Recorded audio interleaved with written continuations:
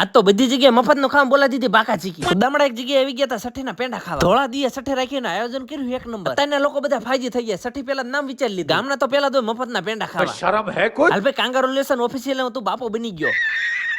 ટાબરિયા થાળી સમજી લઈને રેડી થઈ જાય, મતલબ કાર્યક્રમો શરૂ થાય. થાળી ખકડાવાનો લાભ કોને લીધો જરા કોમેન્ટ કરો. હાલો થાળી નો રહેવી પડે, ખોબે ખોબા કરી નાખવાની થાય. આપણે કેર ને રાહ જોતા આવી ગયા પેંડા. કોઈ તરીકા હે ભીખ માંગને કા?